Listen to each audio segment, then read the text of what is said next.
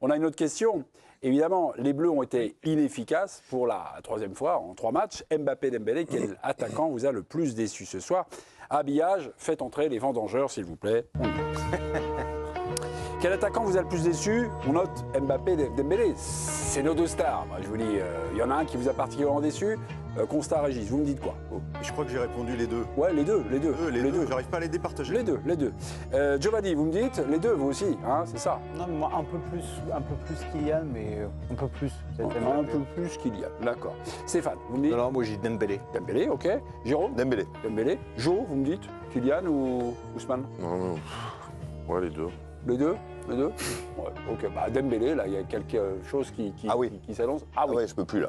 Ah ouais? Non, mais c'est pas parce qu'on l'adore. Parce qu'il y a quelque part dans ce joueur quelque chose qui nous accroche à lui tout le temps. La On personnalité. pense tout le temps qu'il est attachant. Mais aujourd'hui, comme je me doutais avant le match qu'on parlait de Dembélé, On pourrait rediffuser des trucs, en fait. On met Dembélé, case replay, boum, et à chaque fois, c'est et on y croit, et Ouais. machin. Et... alors aujourd'hui, je me suis dit, on va en parler ce soir à tous les coups. Ouais. Et je me suis dit, tiens, pour une fois, Hum. je m'isole, machin, téléphone, et j'ai marqué. Toutes les fois où il a touché le ballon. Voilà. Oui. Avec un petit pouce quand c'était bien. Oui. Voilà. Il y en a 2 de pouces. Bon, penalty. Voilà. Bah oui. Ok. Moi j'en ai deux aussi. Et puis une autre où, Une touche, une touche. première mi-temps, il y va bien, et il centre fort au deuxième poteau, et Hernandez frappe et arrêt du gardien. Ok. Ouais. Mais le reste du temps, je ne sais pas si tout Dembélé n'est pas encore dans ce match. Comment on peut avoir un niveau et une capacité d'élimination telle, un coup de hanche, un coup de rein dans les 10 premiers mètres que personne au monde n'a quasiment, et pouvoir en 2 matchs, et il a joué 2 matchs et 80 minutes, plein, avoir une situation définitive et statistique, c'est le pénalty provoqué.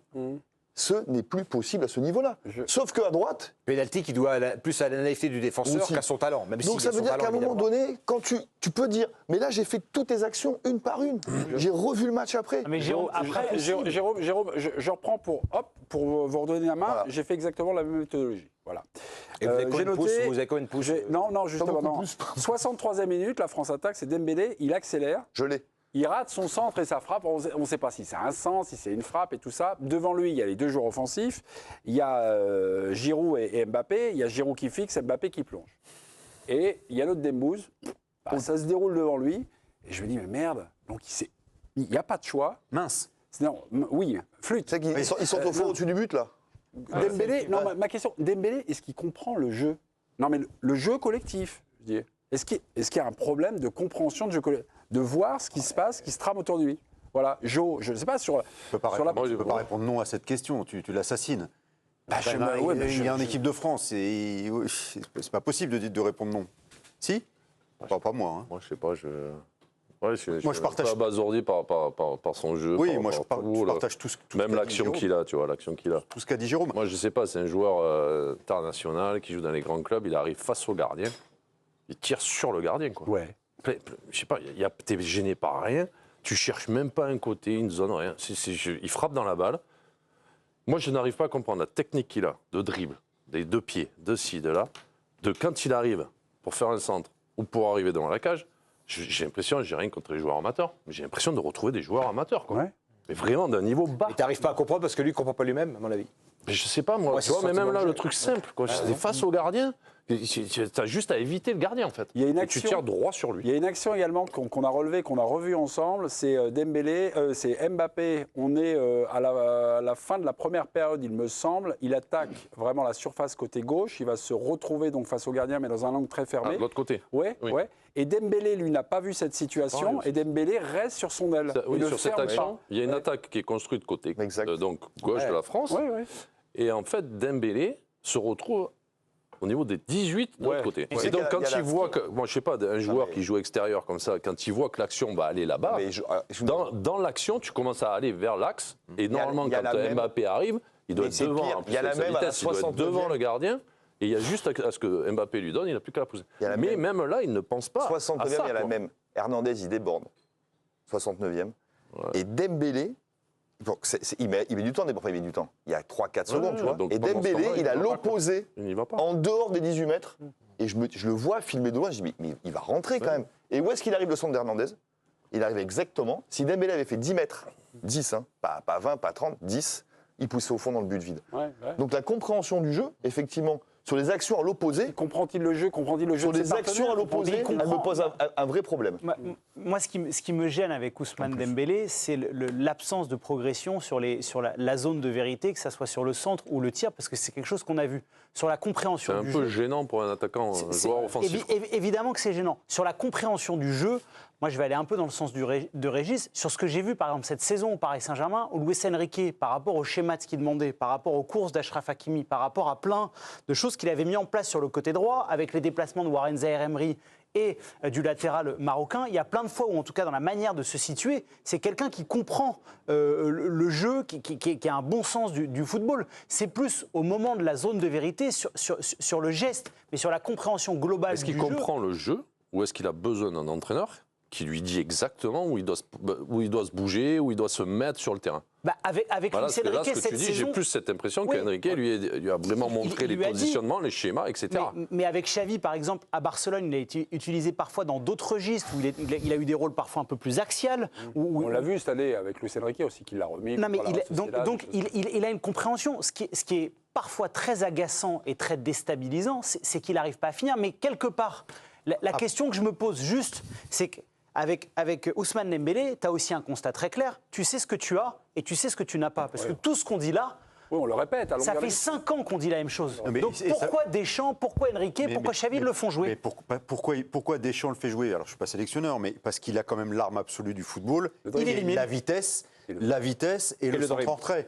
Donc Deschamps, il se dit c'est un dragster, il va prendre le côté droit 15 fois, une fois, il va la mettre pour Giroud ou pour Griezmann. Il obtient un penalty. Voilà. Alors que s'il met... Bon, mais moi, le penalty, je refuse d'entendre ça ce soir. On ne vienne pas nous dire qu'il a obtenu le penalty. Il l'a obtenu, Stéphane. Tu ne peux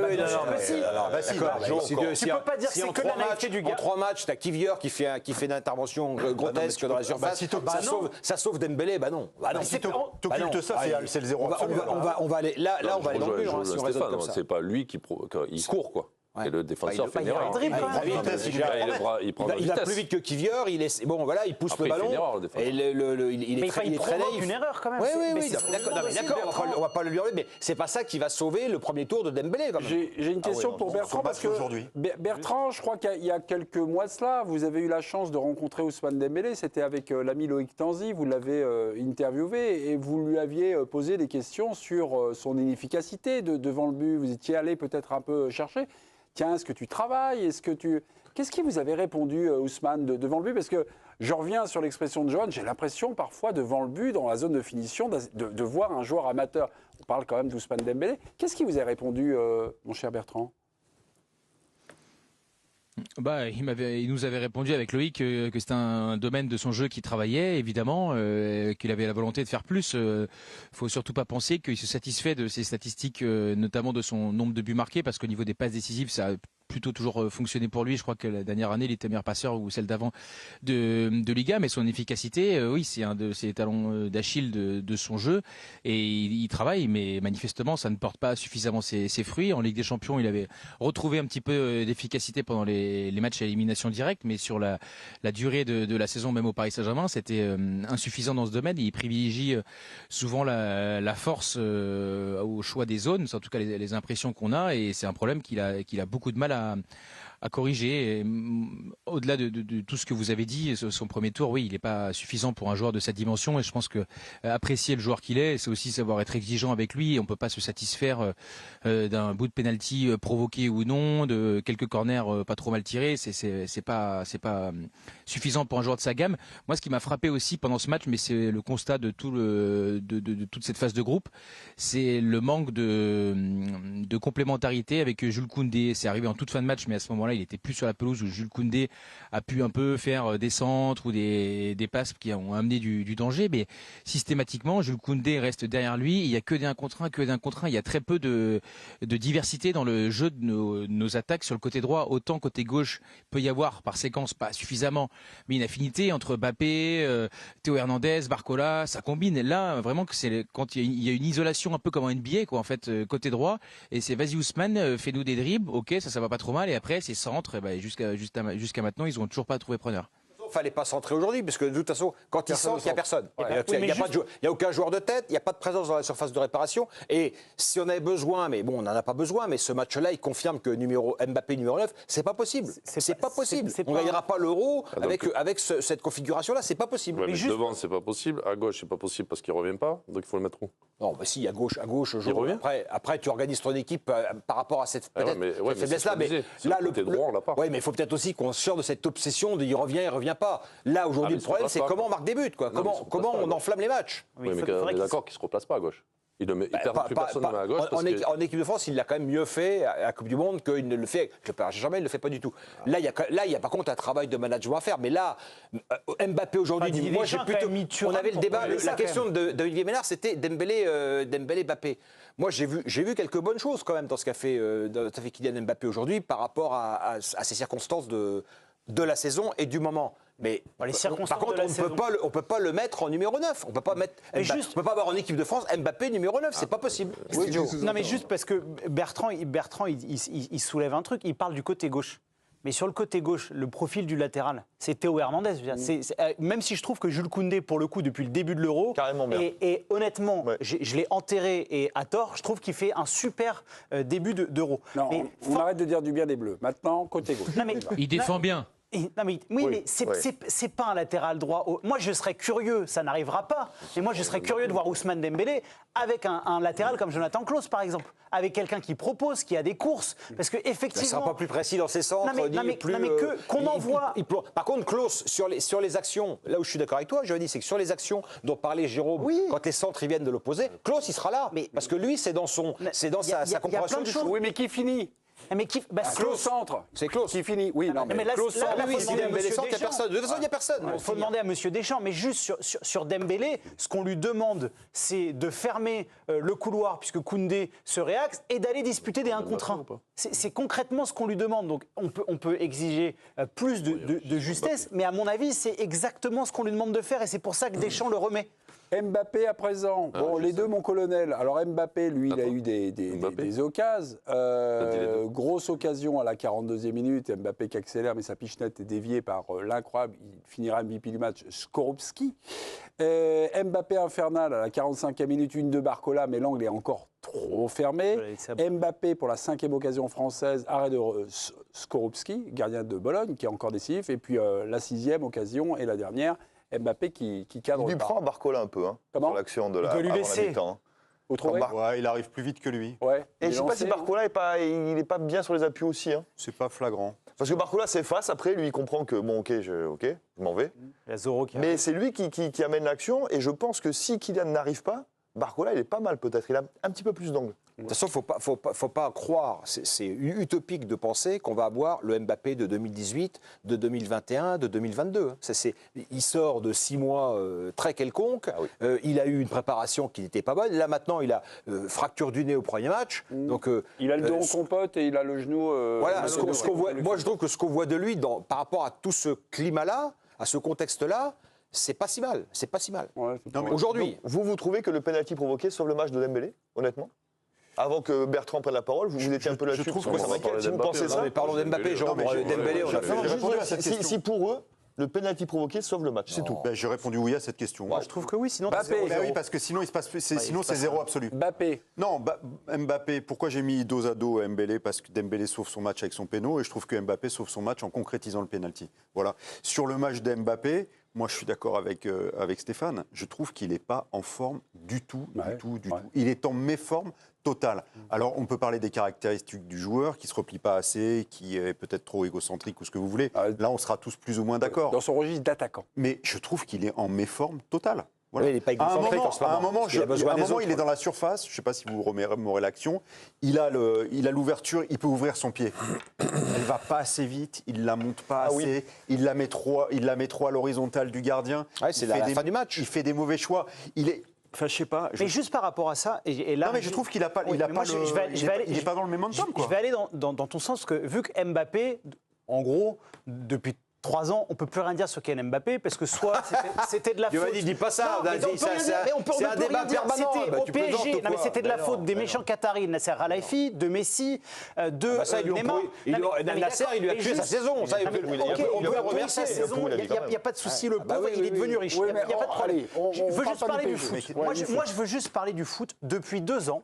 Depuis 2 ans, hormis ses stats, si on prend le nombre d'occasions que se procure Kylian Mbappé dans la saison, et le nombre qu'il rate, moi je trouve que sur la finition, sur le côté tueur, sur le côté clinique qu'il était, je trouve qu'il fait de moins en moins de progrès. Et c'est un joueur qui, avant, travaillait ses points faibles de manière exceptionnelle. Il avait récupéré, il faisait tout le temps son enroulé du droit, il avait une frappe du gauche qui partait très fort. C'était un joueur qui faisait constamment des différences. Et je trouve que depuis 2 ans, c'est la résultante de 2 années qui sont contrastées d'un joueur qui a des qualités exceptionnelles, mais qui ne progresse plus.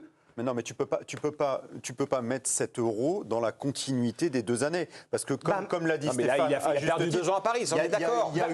Moi, ce que j'ai vu cette saison au PSG, j'ai pas vu un mec faire indifférence. Je l'ai pas vu. Arrête, tu parles d'un mec qui a mis 40 pions quand même. Mais je dis pas le contraire, Stéphane. Je dis simplement. Il se passe quoi quand il est pas là? Le peu d'enflammade qu'on a eu dans le match aujourd'hui encore, ça déclenche quand même de lui. C'est ça qui est grave. Pavello, évidemment, qui met des buts. Je te dis simplement que les gens lisent de mieux en mieux son jeu, qu'il va un peu moins vite, qu'il est un peu plus lourd, et que le résultat de ça, c'est qu'il fait moins de différence, et qu'il doit trouver une autre manière de faire la différence, et qu'il ne le fait pas, et que sa technique de frappe, elle est un peu moins juste, un peu moins bonne. Qu'il est moins vite, l'action justement où il enlève le ballon en Barcola, il va à 2000 à l'heure. Il est incroyable, il est incroyable. Peut-être qu'il devrait revenir à ses qualités en fait. Parce que moi, quand je le vois jouer aujourd'hui, je dis mais qu'est-ce qu'il fait en fait?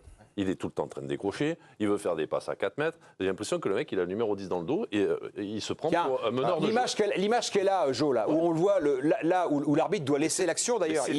Il avertit le Polonais. Il le fait pas. Mais là, il est phénoménal. Qui est capable de faire ça sur un terrain de foot? Non, mais pourquoi il le fait? Personne. Non, mais le problème, c'est qu'il a cette qualité qui est extraordinaire. On s'en rend plus compte. On s'en rend plus compte. On n'arrête pas de débattre à ce sujet. Giovanni. Non, mais le problème, c'est qu'il a cette qualité exceptionnelle, mais on le voit plus. Ouais. Moi, je le vois plus faire ça. Mais moi, je pense que cette équipe-là, les équipes dans lesquelles il joue, en tous les cas, à moins d'être à Manchester City, à Liverpool, ou je sais pas où, mais sinon, il faudrait jouer là-dessus, sur ses capacités de transition à lui et aux autres. Chaque fois qu'il est pas bon, on est toujours en train de dire qu'il faudrait faire comme ça. Non, mais là, c'est pas le sujet. Chaque fois, j'entends ça. Il a raison. On parle du meilleur joueur du monde. C'est pas le sujet du soir. Moi, je pense que là, c'est un joueur. Non, c'est un demi-joueur qu'on a. C'est un demi-Mbappé. Eh ben alors, il faut qu'il reste sur le banc. Alors, qu'est-ce que c'est un demi-joueur? Non, mais écoute, Jo, moi, je veux dire, s'il y avait meilleur, si quand il n'a pas été là, on avait vu. C'est le meilleur match de l'équipe de France, t'as dit, contre les Pays-Bas. Il n'était pas là. Bon, enfin, là, on me dit qu'il est apte à jouer. J'ai pas eu de performance individuelle qui me permettent de penser qu'Mbappé. Peut-être parce qu'il jouait à 11 et qu'il travaillait à 11, peut-être c'était mieux aussi. Donc ensuite, vous me parlez d'Mbappé. Par rapport à ce que tu dis, ses qualités intrinsèques. Moi, je ne les vois plus aujourd'hui. Et tu me dis, alors, quand il n'est pas bon, on me dit c'est parce qu'il a ci, c'est parce qu'il a ça, c'est parce que... Le mec, on est en train de me parler du ballon d'or pour cette année encore. Ah ben là, on n'est pas sérieux, en fait. Là, le mec, il a 25 ans. Mais non, mais on parle de soi-disant les meilleurs joueurs du monde. Les meilleurs joueurs du monde, ceux qui ont pris tous les ballons d'or les dernières années, à 25 ans, je ne les voyais pas faire ça, moi. Mais on s'en fout du ballon d'or. Personne ne parle du ballon d'or. On compare, en fait.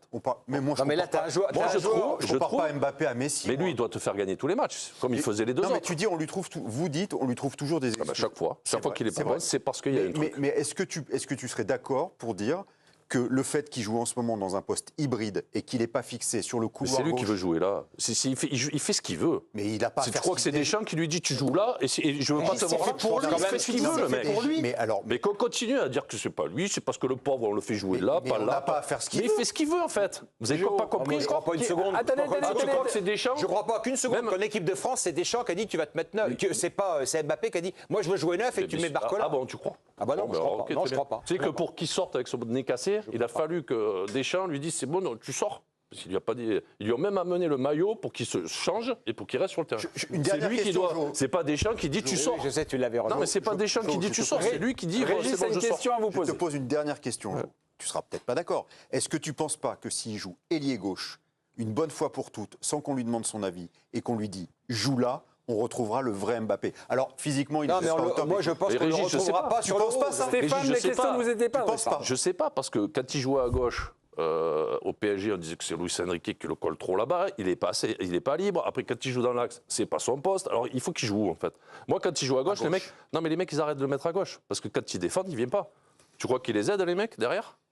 Même à la dernière Coupe du Monde, ils ont dû faire un changement, je ne sais plus qui, faire rentrer, parce qu'à gauche, ils prenaient l'eau de tous les côtés.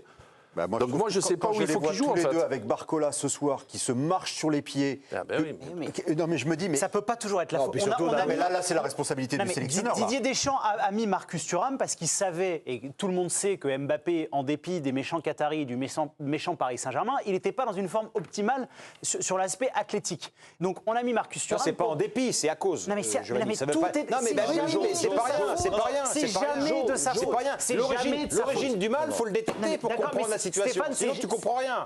Sinon, tu comprends rien. Merci. Il a une saison tronquée. Il a une saison tronquée, oui. Et qui va se terminer de façon tronquée. Il ne va pas renaître à l'Euro tel le Phoenix. Il a le droit aussi, Stéphane, parfois de se replier, d'aller fermer son couloir. On n'est pas toujours obligé de trouver. C'est pas le débat du moment. C'est pas ça le débat du moment. Si, puisque le débat, c'est déjà qu'il soit à 100%. Il n'y a pas de débat, il met des pions. Mbappé, c'est ça. C'est sa position sur le terrain, le débat, là, en ce moment. C'est est-ce qu'il va à gauche, est-ce qu'il va dans l'axe, on ne sait pas, en fait. Et donc là, à gauche, le problème pour moi, je pense qu'ils ne veulent plus le mettre là parce qu'il ne défend pas, en fait. Il ne revient pas aider. Aussi, il vient, mais une fois sur 8. Il faut peut-être arrêter. Enfin, je veux dire, Joe, moi j'ai commenté pendant 15 ans Ronaldo à Manchester United, il ne défendait pas. Je ne voyais pas défendre Cristiano Ronaldo. Et ça n'empêchait pas d'être exceptionnel et d'avoir une équipe qui était équilibrée. À Manchester, qu'est-ce qui s'est passé? Il est passé dans l'axe. Ferguson, il a mis dans l'axe et tu vas marquer des buts. Après. Mais non, il jouait. Il est passé après axial. Et là, même quand il est dans l'axe, je ne veux pas jouer en pivot, je ne veux pas jouer en profondeur, je ne veux pas jouer à gauche. À un moment donné, tu joues, on te dit. Mais là, moi, je partage totalement ton avis là-dessus. Mais qu'on continue à dire que c'est pas lui le pauvre. Il n'est pas prêt. Il n'est pas physiquement, il n'est pas prêt. S'il n'est pas prêt, tu vas sur le banc et on met un autre joueur. Là, il veut jouer apparemment, il est prêt, il est apte. Donc moi, je le juge par rapport à ce collectif, Johan, c'est que bien qu'il ne soit pas prêt, ça reste le meilleur. C'est ça le problème de l'équipe de France aujourd'hui. On parle de Dembélé, il est à 100%. Il est en confiance, on le confirme. Il nous sort pas un truc depuis le début de l'Euro. Si ce soir, tu me dis en plus que c'est le meilleur joueur de l'équipe de France, c'est pas possible. Le meilleur joueur, c'est Barcola, il a 20 ans, c'est lui qui te fait les différences. C'est Barcola qui fait la différence ce soir, qui fait des talonnades, qui offensivement sur les trois, pour moi, c'est lui le meilleur. Je reprends la main, mes petits. Dembélé, Mbappé, Barcola. Vous prendrez le contrôle de l'émission dans quelques minutes, juste après la pause, pour noter. Bertrand, je vous salue, mais je pense que vous vouliez vous inviter dans ce débat. Pardonnez-moi. Voilà. Non, on donne la parole parce que c'est la dernière intervention de Bertrand. Bertrand, à vous de jouer. Il y a eu des fois où, souvent même, où Mbappé était vraiment insupportable parce qu'on le voyait délibérément ne pas s'impliquer, ne pas défendre, etc. Là, j'ai vraiment l'impression qu'il peut pas, quoi, en fait. Je pense qu'il n'y a pas beaucoup d'essence dans le moteur et que ça se voit sur pas mal d'actions. J'ai souvenir de quelques situations où il est parfois un peu là sur le côté gauche de la surface où il fait ses crochets pour se mettre en situation de frappe, et comme il l'a fait 100 fois, et maintenant, soit il se fait contrer, soit la frappe elle n'est pas cadrée, parce que je trouve que la dynamite qu'il avait dans les jambes, il l'a plus, il l'a moins, et ça explique sans doute le replacement de la part du staff de Mbappé dans l'axe, un poste où il a souvent dit que c'était là où il se trouvait le mieux, c'était plutôt sur le côté gauche avec cette liberté-là. Et ce soir, il était dans l'axe parce qu'à mon avis, il peut pas jouer ailleurs, et défensivement, il n'est pas capable. Il n'est pas capable ou il n'a pas envie, mais je pense que là, en ce moment, c'est plutôt qu'il n'est pas capable d'aider suffisamment le collectif. Il y a quand même des chiffres. Dembélé qui a joué 85 minutes, il a fait 10 km. Barcola, qu'on a fait 61, le match en a fait 95 au total, il en a fait 7 kilomètres, et Mbappé en est à 8 en ayant joué les 95 minutes. Donc imaginez si en plus vous avez un joueur qui fait à gauche, donc si vous mettez Mbappé qui fait très peu de courses, on n'est déjà pas très bon, on court déjà moins que nos que nos adversaires. Donc voilà, s'il court moins, même merci. Donc, je suis obligé de finir ces phrases. Donc là, c'est fini.